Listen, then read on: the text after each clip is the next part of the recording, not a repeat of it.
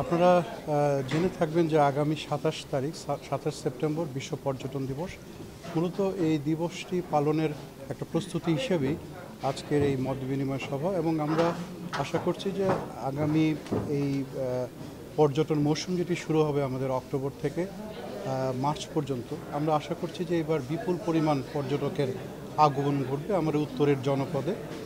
তো সেটিকে মাথায় রেখে এখানে যারা সক্রিয়ভাবে পর্যটন শিল্পের সাথে আছেন তাদের সাথে একটি পরিচিতি, এবং পাশাপাশি কিভাবে সবাইকে নিয়ে এই পর্যটনকে উত্তরের জনপদে আরও বেশি জনপ্রিয় করে তোলা যায়, এখানকার যে পর্যটন স্পটগুলো সেগুলোকে কিভাবে নিরাপদ করে তোলা যায়, এবং সবচেয়ে বড় কথা যে আমাদের সম্মিলিত প্রচেষ্টার মাধ্যমে পর্যটন শিল্পকে সামনে এগিয়ে নিয়ে যাওয়ার জন্য কি কি কর্মপন্থা সামনের দিনে আমরা নেব, এগুলোরই একটি আলোচনা আজকে হয়েছে। এবং অত্যন্ত সকলের সম্মিলিত প্রচেষ্টায় আমরা আশা করি যে আমরা আমাদের সীমিত জনবল দিয়েও আমরা আমাদের কাঙ্ক্ষিত লক্ষ্যে পৌঁছাতে পারবো, এবং সত্যিকার অর্থে একটি নিরাপদ রংপুর আমরা উপহার দিতে পারব।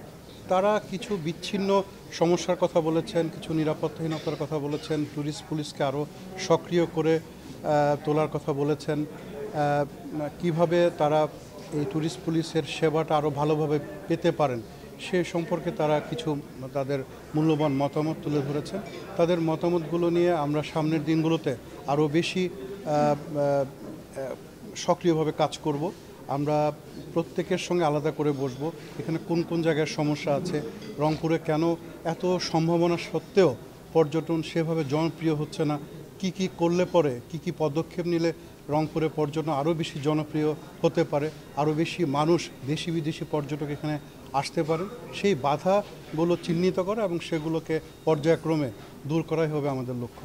আমরা একটা তো হচ্ছে যে আপনারা জানেন যে আমাদের জনবলের সমস্যা আছে, তারপরে আমাদের বেশ কিছু লজিস্টিক সমস্যা আছে, আমাদের গাড়ি থেকে শুরু করে বেশ আধুনিক যন্ত্রপাতির সমস্যা আছে। তবে আমরা এগুলোকে খুব বেশি বাধা মনে করি না। আমরা সবচেয়ে যেটা মনে করি যেটা আমাদের জন্য একটা চ্যালেঞ্জ, আমাদের এই সীমিত সম্পদ নিয়েও আমাদের আন্তরিকতা আছে। আমরা আমাদের বর্তমান সরকারের যে প্রচেষ্টা পর্যটনকে জনপ্রিয় করা, তাদের যে লক্ষ্যমাত্রা সেইটা অর্জনের জন্য আমরা কাজ করে যাচ্ছি।